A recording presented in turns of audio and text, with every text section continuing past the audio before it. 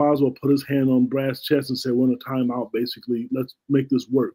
He was chewing him out, which is okay, but that's senior leadership. And I'm not a big fan of that. People, I don't want to say it's overrated, but Kylan has to do that with a bunch of new guys and guys that are playing from overseas, and they need all that. So Brad Sturdy is now joining us live from Maryland. I heard there was some idiot who asked a question in the press conference that annoyed Coach Underwood. Got any thoughts on that? Yeah, I was that idiot. So, what did you ask? What did you ask, Brad? We want to know. So looking at Illinois, they've lost three of their last four losses are in overtime. Obviously, one possession games, close games. And I said, just closing this game out, give you confidence going into the postseason as opposed to, maybe struggling late. And he said that next question basically said, I don't like that question. It's an honest Hold on, what's wrong with the question? I probably worded it poorly. I was trying to make it positive, like they closed one out and found a way to win, on the road after having three tough losses. But Brad, you are never supposed to ask tough questions in a press conference. I don't do it, and you're not allowed to do it either, my friend. Yeah. Just kidding. Well, that didn't even sound like a tough question to me. It's not because they lost. No, here's my thought. Like, this is a team that they've blitzed people a lot this year, which is why their net and Ken Palmer so high. But at the same time, now they were winning close games. Obviously, they won at Purdue, and they've done some great closing games before. But I think the last three times they've had a close game, it's been let's say whether you look at it, you got the UCLA game, obviously you've got the Wisconsin game, Michigan State game. They did do a nice job at Nebraska, but I think since that time, and then at Purdue, since that time, really they haven't, hasn't been they've struggled to close. And I'm not saying they did anything wrong. It's not like it's more like closing one out. Maybe sometimes you feel better about yourselves because you closed one out. You know what I mean? Like you feel good because you finished this game. And that's what I was going for.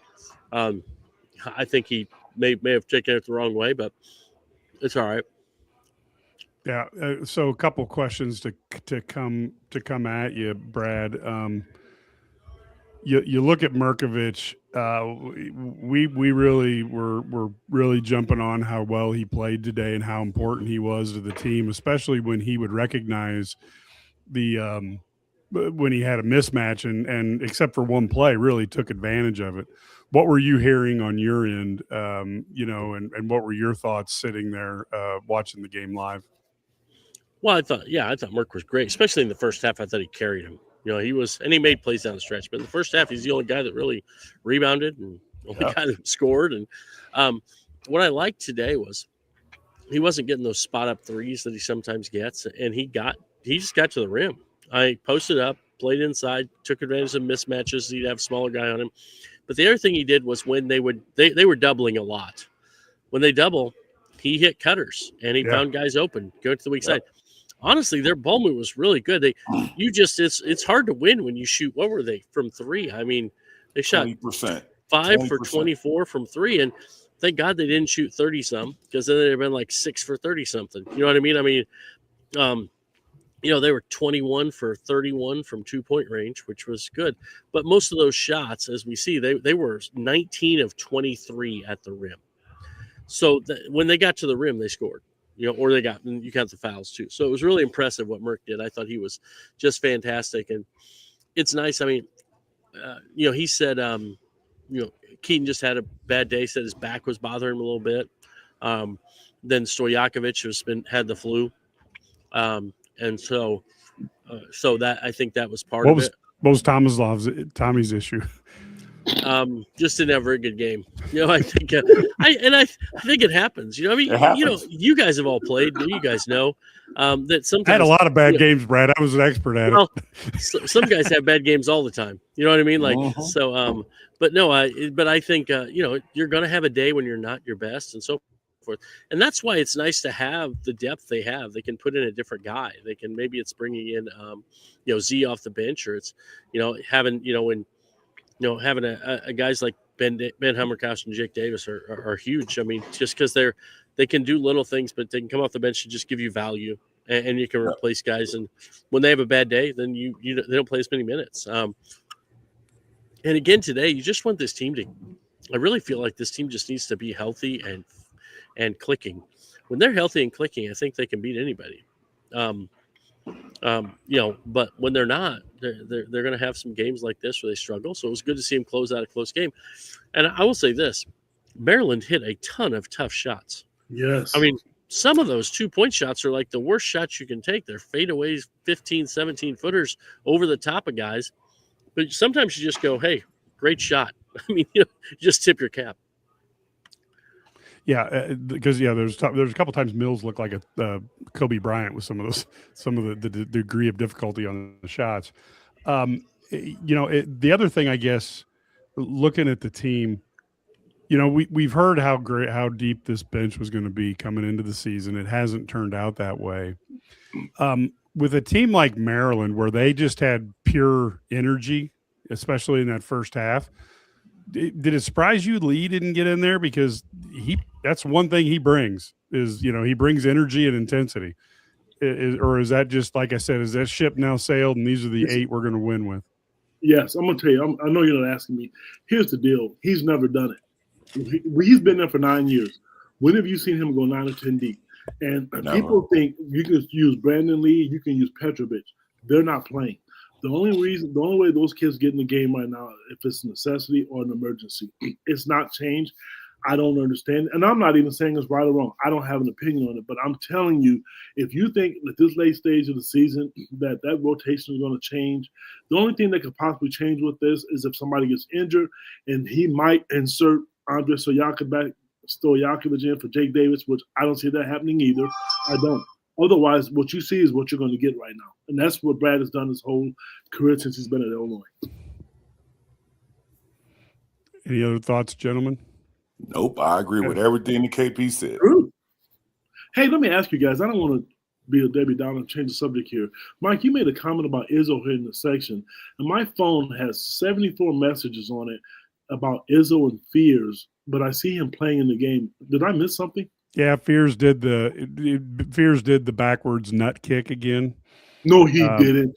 He didn't do that the first time, Mike. Yes. What are we looking at here? Yeah, well, that's right. I'm sorry. He did what he mirrored what he didn't do earlier in the year. So yes, so he really did do it again. Yeah, he really did do it. Yeah. Oh my gosh, I don't even read the messages. It is what it is. I mean, look, Izzo has a whole different level of referee intimidation going, and look, we've seen it. Gene Cady was the same way. Bob Knight was the same way. There's some guys they've just been around for a while and they've been successful, and then they can, they get the calls. It is what it is.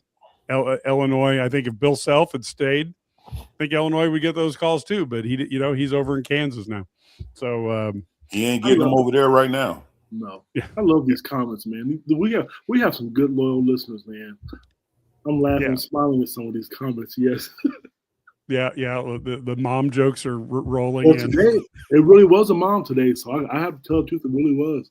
So I'm single. I'm just kidding. Hold on, let me say something. I was in Champaign a little bit more over these last couple of games than I have been. And to anybody that ever questions, am I an Illinois guy? It is ridiculous. I am orange and blue to the death of me. I am an Illinois guy no matter what I say. Who's questioning you, Griff? I mean, not names, but like, what do you think? I ain't gonna put people out. But when I was there, I had quite a few people. What'd you say?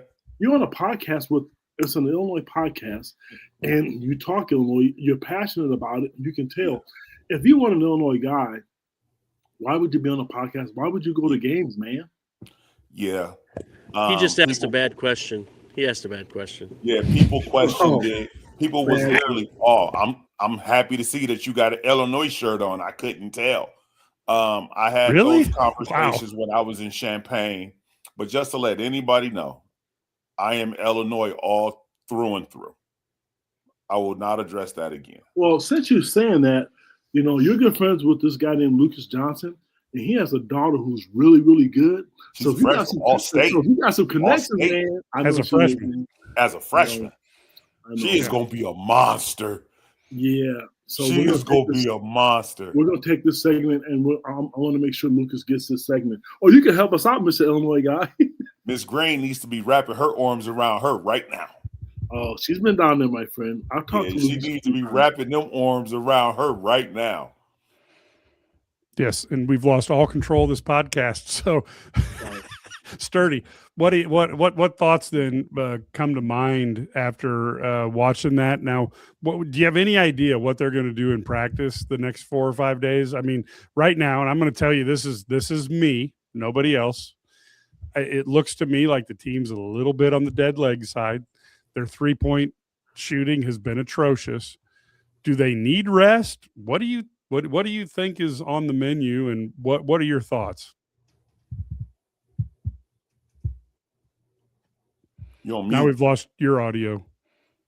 Sorry, I pressed the button. My bad. Okay. Yeah, no, Brad mentioned it post-game a little bit when you talk about this team has shot, I think the last, 4 games have been 31, 31, 28, and 21 from 3.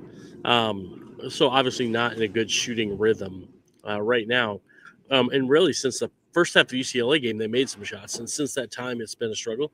And I think you're right. Some of it's but I think there's this 20-game gauntlet that they play, and 18 games in essentially 2 months, while also playing, going to school or taking classes, doing all that stuff, practicing individual workouts. Yeah, all the stuff that they're doing. So it's hard. It's a lot, right? And then so I do think that I think that's part of it. I think also they need to keep working, getting some shots up. They have to get better at their defensive discipline. I still think that's there are little things like when you give up, sometimes you can't just give up a basket, because if you have a bad possession and you let somebody, and you guys know, I mean, I was a shooter, right? If I make a shot, once I hit one, then I feel like I'm going to make them all. Yep, you know what I'm saying? Like, bigger. And you just feel like, so if you give that guy confidence early, then you feel like they're going to keep shooting. So I just feel like that's the one thing. They can't have a breakdown early in the game. But I don't know if that's, I think a lot of it is, just mental stuff. I don't know if I do think maybe the legs are a little bit tired, but I think they're mentally tired too. Right. I think at this point in the season, when you're really playing for, I guess you're playing for seeding, but these guys don't understand, they're not seeing seeding. They don't think of it like we do. They're just playing the game in front of them. But I think you'll see a different energy when they get in the Big Ten tournament and the NCAA tournament. I think that it's when you get through this grind, it is hard. And think about how many teams we've seen lose that aren't just really, really good of late. I mean, obviously, I thought, outside of the Big Four right now, they've all had bad losses. And even Arizona looked very pedestrian for much of the game in their last, the other day. So this is, it's a hard time of year because it's a grind. Now, if you're playing for a Big Ten title or something today, probably a different level of energy, right? And so I think that's part of it. And it's very, so I think mentally they're going to have to get through. And that's what I would just work on their fundamentals defensively. They don't know who they're going to play yet. I was told that Iowa and Nebraska have set basketball back to the 50s, although they scored more points in the 50s. But yeah, they don't know who they're going to play yet until that game ends. Yep. But yeah, I do think mental is the biggest. You're going to physically, I know these guys are well trained, but I don't care who you are and what kind of shape you're in. Legs hurt. I mean, your legs get tired. I mean, It doesn't matter who you are. But you got to be mentally tough and fight through it. And you can guarantee if you got to play 3 games in 3 days in a Big Ten tournament, your legs are going to be tired on Sunday. And that's what stinks about the tournament. I remember, you guys remember, all of us, when they didn't have the Big Ten tournament. It's great. It's a moneymaker is what it is, because I don't really think it affects seedings unless teams who are playing on that Thursday or Wednesday and Thursday, and they go out and win it or maybe get to the championship game. And that is a concern for me. I mean, they have time off. I know we're talking men, but I know Shauna mentioned Green that she gave her girls a couple of days off, or her women a couple of days off, because you practice, you play it, prepared, then you play 3 days. I was going to say last week on the podcast, I didn't care if Illinois shot the ball well today. I really didn't. Save it for the tournament. I don't care if they shoot well in the Big Ten tournament. I think winning today, they're going to be a 2 seed. I mean, they can't go out and get blitzed in the first round of the Big Ten tournament. But I think what Purdue's doing and how they've struggled down the stretch, I think Illinois is a 2 seed, and I think that's great. That's a blessing. That's because they don't have any bad losses. But if you get an opportunity to rest your legs, I want to see them get hot at the right time. At the end of the day, that's what you want. Right now, you're not winning the Big Ten. I don't even care if they win the Big Ten tournament. I want a Final 8 this season. If they can get to a Sweet 16, should be a lock. A Final 8, a Final 4 will be icing. If they win it, great. If they don't, this team is good enough where they should do it. But if they continue to shoot 31%, 28% against good teams, that's not going to get it done, guys. Yeah, Mike, just to go back on what you was talking about cardio-wise, I mean, them having dead legs, I think first 2 days, they shouldn't have no tape on them ankles. It should be heavy film sessions, just letting them just shoot some shots, watch film, relax. And then you can start picking it up as you figure out who you playing. You can identify them, have some scout days, and then get ready to go for the game on Friday. But how did Coach Self do that with you guys?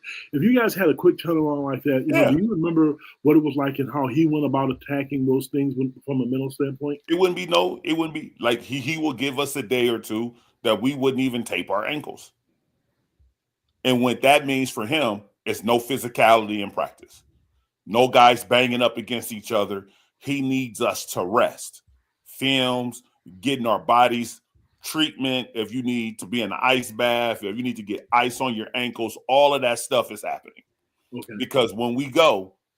And once you get out of the Big Ten tournament, as we know, it's a quick turnaround to the NCAA tournament. There's not a lot of time. You don't get a lot of time to take days off. So this right here is your time. And then mentally tough, you just got to, it is what it is. You just got to let it go and you got to bring it. So, Brad, if Illinois plays Wisconsin, you know, people are obviously worried about, you know, Wisconsin's hot, Illinois is lukewarm. You know, do you see that as a major thing, or are we looking at, you know, giving these guys 4 or 5 days off, you know, it kind of reshuffles the deck and kind of starts them all over again? Wisconsin's tough. If their bigs are making threes, they're a tough guard because their guards are really good. If their bigs don't make threes, though, we've seen a lot of games that are bad. This is the same Wisconsin team who just lost to Oregon, right? Yeah, exactly. I mean, so I know they're hot, but they you know, and they're good. This is what you get in college basketball. There's a lot of parity, and if they have a good shooting game, they're probably gonna be hard to beat unless Illinois has a good shooting game. So I do think yeah, so it's gonna be interesting. By the way, I will not tape my ankles on press row in honor of Marcus. So we're on the airplane going home. No ankle taping. Yep, don't tape. Better get to the airport. Better get to the airport early if all the stories on Twitter are correct. No. Can I ask y'all a question? Yeah, go ahead. You said something earlier that Illinois will be a 2 seed, but then I heard on TV that they will be the 4th 2 seed. Do y'all are okay with Illinois being the 4th 2 seed or the number 1 3 seed? Me personally, I think it matters as a 2 seed, I guess.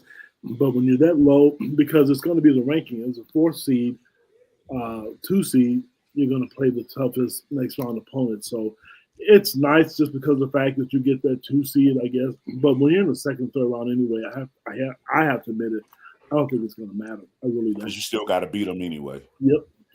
Yeah, it'd be interesting. I think the key for Illinois is I think they've pretty much locked up that they're going to be in St. Louis in the first 2 rounds. I think that's a key because that's where you want to be that because they'll have almost a home court advantage, right? And then what would be interesting though if they have if they get like Missouri as the 10 seed down there or something like that, that would be interesting. Or maybe St. Louis is in that somewhere in there, 7 or 10. But no, I do think they're going to end up in St. Louis, and I think so. I think that's part of it. They're definitely they should have a protected seed. Then after that, I think you get in the Sweet 16. If let's say they're the last 2 seed or the first 3 seed, they're probably getting Iowa State either way, because Iowa State seems to be 9th, right? So maybe that's now here's the weird part. We were talking about this before the game. I don't think Michigan's a great matchup for them. I think they'd rather play some other teams that they haven't seen. But if you do that, you could still, let's say they're the 3 seed and they say, well, we're going to put Iowa State as the last 2 seed, Illinois is first 3 seed. And then Michigan, somehow we got Michigan, Iowa State, and Illinois all going, and Iowa State and Illinois go St. Louis to Chicago. That would be interesting, right? So that would be interesting. So, no, I think I think the biggest thing is just, take care of business. I think winning the Friday game is important. But after that, I mean, if they're the 4 seed, I haven't even looked at the score of that game, but if they're the 4 seed and they're playing Michigan on Saturday, I don't. If you win, great. If you lose, you get an extra day to get ready, right? I mean, the Big Ten tournament's cool, but and then you got to play another 40 minutes on Sunday and all that stuff. So it's not gonna hurt them lose. Like, we all like the wins and losses, but if they lose to Michigan, they get another day of rest. Let's be honest, you get another day of rest on those heavy legs. Yep. Yeah, and Michigan currently, just for those people, doing two things at once, Michigan's currently up 76-70 with 3:31 to go over Michigan State, and Nebraska is comfortably ahead of Iowa 46-35 with almost 13 minutes to go. So, we're looking like Nebraska. I mean, I'm not saying Iowa can't come from behind, but I just don't see them coming from behind in Lincoln. Yeah, that would be tough. We'll see. We'll see. But I think you're going to have that happen, and of course, and you probably want to avoid Michigan State at all costs too, because some of your players might get kicked in the nuts. Yeah. So, and it's still the Michigan coach's fault, no matter what happens with Jeremy Fears. It's obviously Dusty May's fault that happened. Yeah. No, I mean, someone said they have doubts they could beat Michigan. I think they can, but things have to go really well for them to beat Michigan. I mean, here's why they can beat Michigan. Don't think about what has happened the last game. I look at the season. I don't just watch the one game. I don't just watch Illinois. Northwestern is one of the worst teams in the Big Ten in college basketball. And it's a different game. But at one point in the second half, they were up by 16 points against Michigan.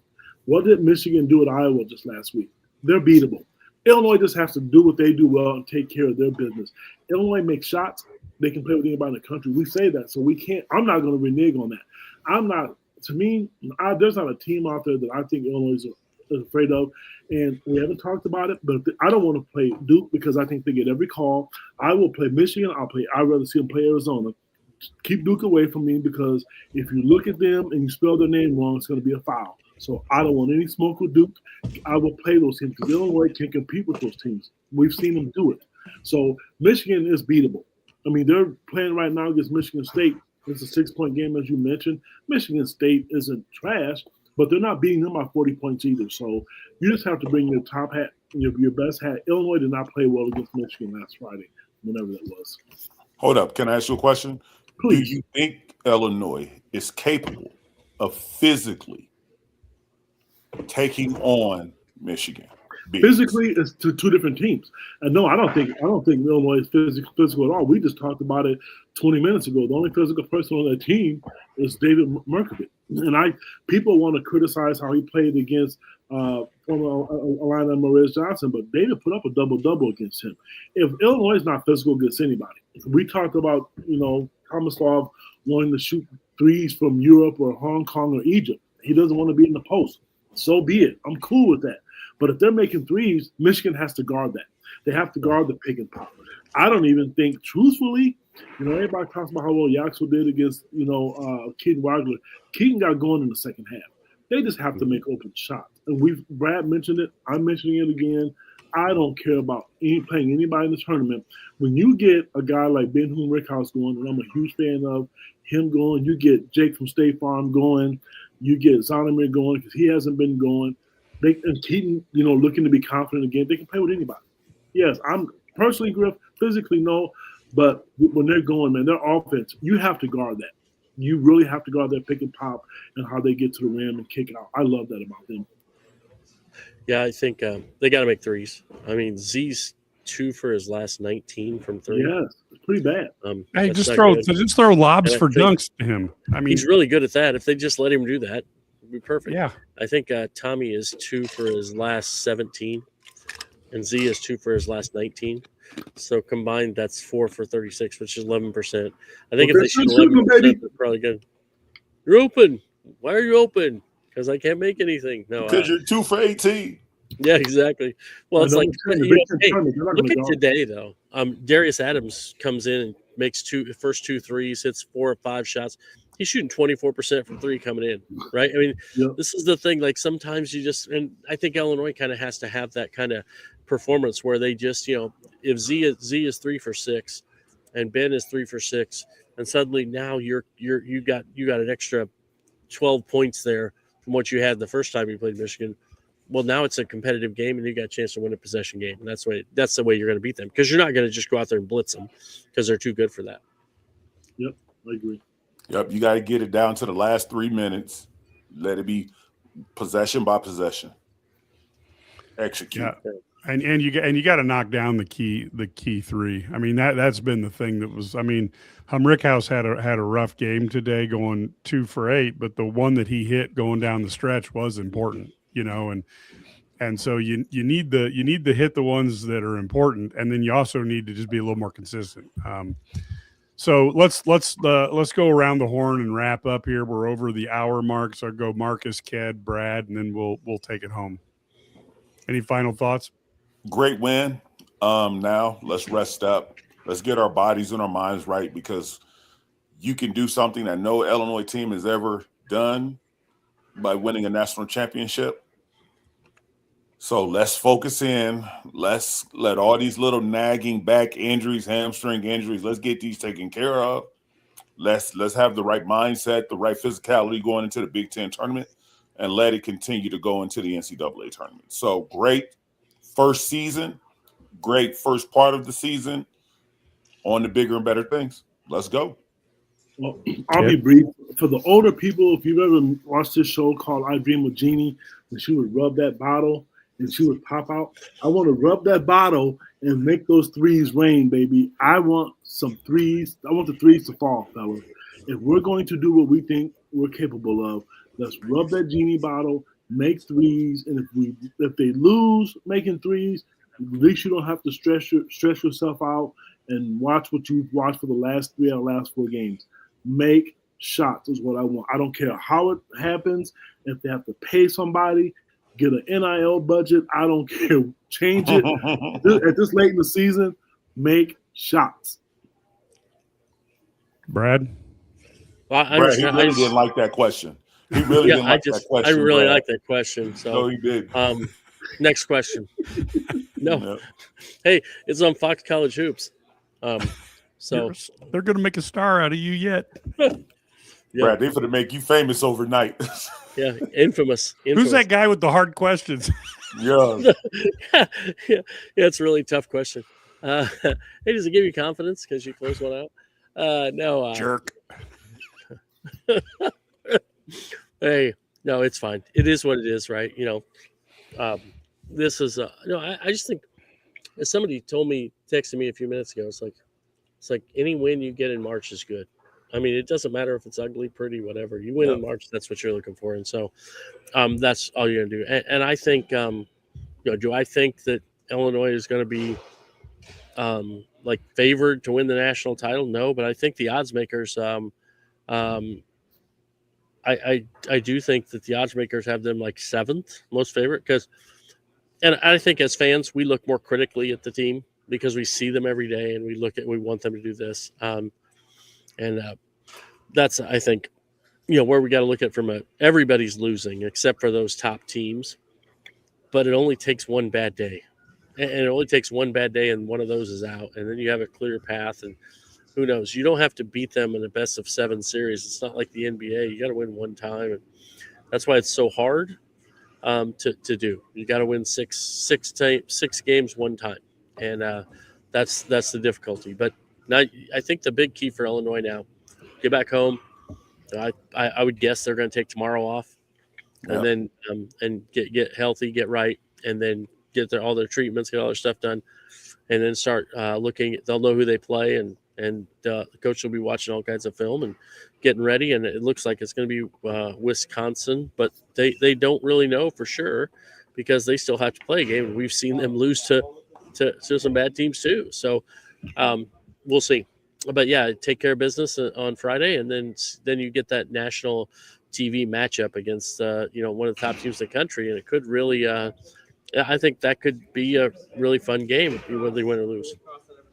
Yeah, we will be back. Of course, we'll have our coverage, and we'll do a halftime show for the Big Ten tournament. So we will be able to do that, and then we will obviously have post-game show.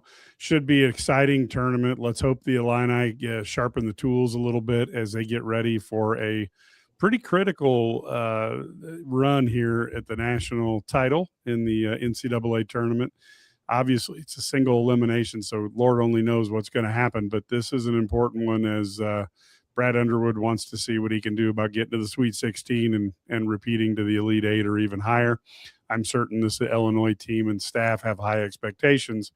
Now the key is, can you live up to them? So we will be back later in the week. Until then, folks, go Illini.